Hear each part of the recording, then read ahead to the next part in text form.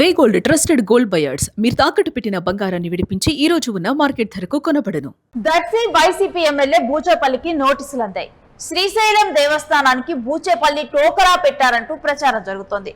ఇక దేవస్థానానికి చెందాల్సినటువంటి కాటేజీల విషయంలో 3 ఏళ్లుగా అప్పగించకుండా ఆ కాటేజీలను వాడుకుంటున్నట్లుగా కూడా గుర్తించారు. ఇక కాటేజీని వెంటనే అప్పచెప్పాలి అంటూ బూచేపల్లికి నోటీసులు జారీ చేశారు. ఈ నెల 18వ తేదీలుగా కాటేజీని అప్పగించాలని లేదంటే లీగల్ గా చర్యలు తీసుకుంటామంటూ మరో నోటీసును పంపించారు. శ్రీశైలంలోని మరో 6 కాటేజీలు కూడా అప్పగించాలంటూ తుది నోటీసును అందించారు. ఇక ఆలయానికి కాటేజీలు అప్పగించకపోవటంపై అనుమానాలు వ్యక్తమవుతున్నాయి. ఎందుకు బూచేపల్లి 3 సంవత్సరాలుగా ఆలయానికి ఈ కాటేజీలను అప్పగించలేదు అంటూ కూడా ఇప్పుడైతే ఎందుకు అంటే దీన్ని అంటే ఇక్కడ కూడా 3 సంవత్సరాలకి ఈ కాటేజీలు వాడుకుంటున్నటువంటి అంశం మాత్రం ఇప్పుడు చర్చనీయాంశంగా మారింది. దీని మీద బూచేపల్లికి నోటీసులు అందే వరకు ఈ వ్యవహారం మారింది. దీనికి సంబంధించినటువంటి డీటెయిల్స్ మా ప్రతినిధి కిషోర్ అడిగి తెలుసుకుందాం. ఎస్ కిషోర్, 3 సంవత్సరాలుగా కూడా కాటేజీలను ఇవ్వకుండా అప్పచెప్పకుండా గుడికి టోకరా పెడుతూ వాడుకుంటున్నట్లుగా బూచేపల్లి మీద ఆరోపణలు వస్తూ ఉన్నాయి. ఇక ఇదే విషయంలో తనకు నోటీసులు అందినట్లు తెలుస్తుంది. మొత్తం ఎన్ని నోటీసులు అందాయి, ఏంటి డీటెయిల్స్?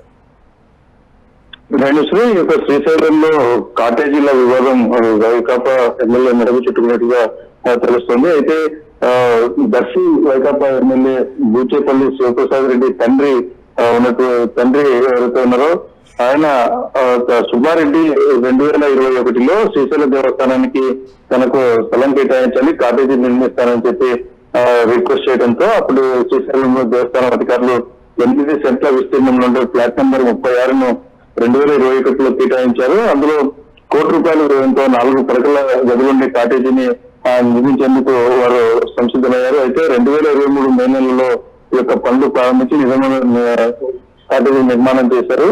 అయితే ఏదైతే నిర్మాణ పనులు కొంతగా పెండింగ్ ఉన్నాయన్న కారణంగా దాన్ని దేవస్థానానికి అప్పగించడంలో ఆలస్యం జరిగిన మాట నిజమే అని ఎమ్మెల్యే వర్గీయులు చెప్తున్న నేపథ్యం ఉంది. అయితే శ్రీశైలం దేవస్థానం ప్రకారం నిబంధనల ప్రకారం సంవత్సరంలోపు నిర్మాణం పూర్తి చేసి వారికి అందజేయాలి.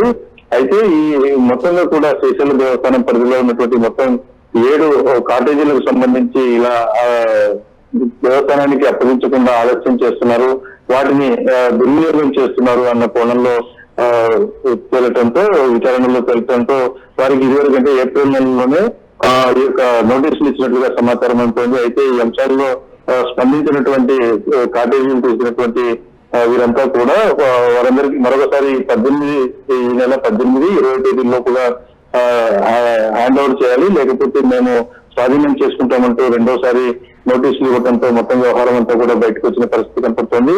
అయితే కొందరు ఈ యొక్క కాటేజీలను నిర్మించుకుని దేవస్థానానికి అప్పగించకుండా వారే సొంతంగా బాడుగలకు ఇచ్చుకుంటూ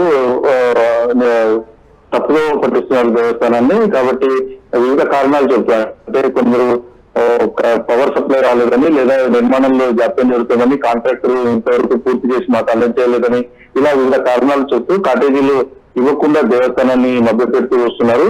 అయితే దేవస్థానం అంతర్గతంగా చేసినటువంటి విచారణ నేపథ్యంలో ఈ కాటేజీలు పూర్తయి ఇతరులకు అంటే ఇతర భక్తులకు వాటిని కాటేజీలను రెంచుకిస్తున్నారన్న అంశం తెర మీదకి రావడంతో ఈ మొత్తం వ్యవహారం కూడా రచ్చగా మారిన పరిస్థితి కనపడుతుంది. ఈ నేపథ్యంలోనే ఈ యొక్క మొత్తం కూడా 7 మందికి కూడా నోటీసులు జారీ చేశారు. ఈ జారీ చేసిన నేపథ్యంలో నిన్న జరిగినటువంటి వ్యవహారం దర్శి ఎమ్మెల్యేకి సంబంధించిన అనుచరులందరూ కూడా దేవస్థానం వద్ద ఈవో దగ్గరికి వెళ్లి ఆ యొక్క కాటేజీని అప్పగించే ప్రయత్నం కూడా చేశారు. అయితే తాము మొత్తం కూడా నోట్ చేసుకోవాలి, అసలు ఆ కాటేజీలో ఏమేమి పరికరాలు ఉన్నాయి, ఎలా ఉన్నాయి, కాబట్టి హఠాత్తుగా చేయాలంటే కుదరదు, మేము చెప్పిన సమయంలోనే చేసుకుంటామని చెప్పి ఏవో కూడా చెప్పిన పరిస్థితి కనపడుతుంది. మొత్తంగా కూడా గత ప్రభుత్వ హయాంలో జరిగినటువంటి వ్యవహారం కాటేజీ నిర్మిస్తామని తీసుకోవటం 4 ఏళ్లు గడుస్తున్నా కూడా ఇంతవరకు కాటేజీని తిరిగి దేవస్థానానికి అప్పగించకుండా సొంత అవసరాలకు వాడుకుంటూ ఉండటం అన్నది ఇక్కడ వివాదాస్పదంగా మారింది. అయితే ఈవో చెప్తున్న దాని ప్రకారంగా కూడా కాటేజీ సరైన సమయంలో అందించకపోతే వారికి చట్టబద్ధంగా శ్రీశైలం దేవస్థానం నియమాలకు అనుగుణంగా కూడా చర్యలు ఉంటాయి, వారిని దానికి తగ్గట్టుగా చర్యలు తీసుకుంటామని ఈవో చెప్తున్నప్పటికీ కూడా మొత్తంగా ఈ వ్యవహారం అంటే నిర్ణీత గడువులో కూడా కాటేజీలు నిర్మించి ఇవ్వకపోవడం అన్నది నేరంగా దేవస్థానం చూస్తుంది. దేవాలయ శాఖ చట్టాలు కూడా ఇదే విధంగా ఉన్న నేపథ్యంలో అధికారులు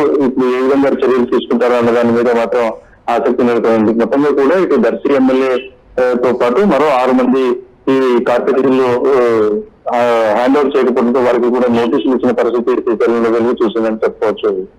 right, thanks for the details Kishore.